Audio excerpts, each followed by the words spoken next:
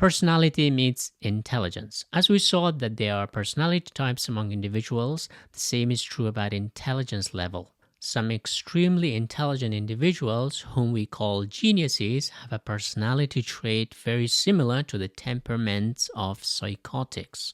Hans J. Eysenck, born in 1916, died in 1997, a German-born British biologist and psychologist, wanted to find out whether genius and madness had anything in common.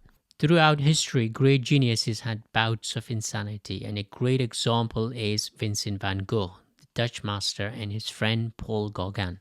Eysenck particularly wanted to study temperament. As I discussed before, the Greek physician Galen classified people into 4 temperamental types: sanguine or cheerful, choleric or hot-tempered, phlegmatic or lazy, and melancholic or pessimistic. Eysenck himself, a biologist, believed we are biologically wired to have certain temperaments, so he tried to put Galen's theory to the test. But he modified it a bit by making a model that had neuroticism or emotional turmoil on one end of the spectrum and emotional calm stoicism on the other end. He also added another dimension, extroversion or outgoing temperament, and introversion or shy temperament. He carried out his tests on a large number of people, but it was his study of mental asylum patients that prompted him to add another dimension, which he called psychoticism, or simply insanity temperament. In other words, Eysenck put insanity on a spectrum, not the usual sanity as normal and insanity as abnormal. His studies showed that those suffering from psychotic conditions had a lot in common with geniuses, as they both showed greater over-inclusive thinking ability. For example, during the study, the subjects were told certain words like hand, and then asked the subjects to associate other words with the word hand. For example, finger, glove, clap, etc. Those with a narrow range of answers could only associate 1 or 2, but those with a wide or inclusive set of answers could offer far more associated words.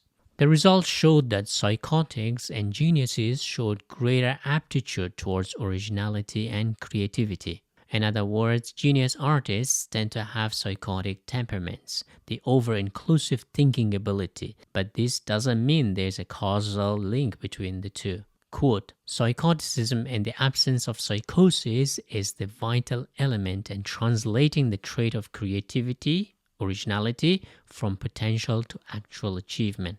So to sum up, Eysenck's research showed that geniuses and psychiatric patients shared a common thinking style, and psychotic temperament seems essential in creativity and originality.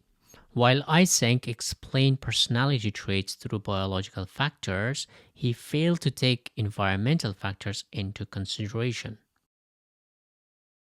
Walter Mischel, born in 1930, died in 2018, an Austrian-born American psychologist, saw personality types to be too confusing and too widely inaccurate. In 1968, he published the famous book Personality and Assessment, in which he argued that it was absurd to believe that personality had nothing to do with the environment.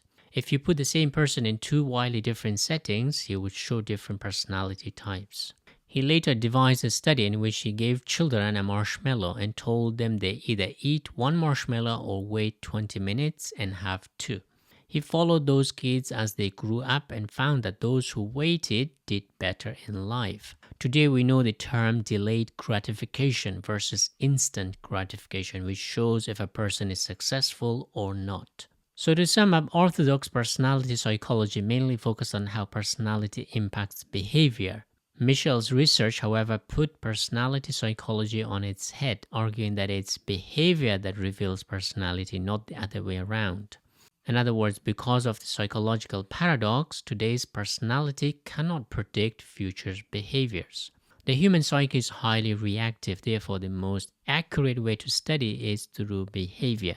This makes psychology something akin to archaeology, which means it can only draw conclusion retrospectively, not prospectively.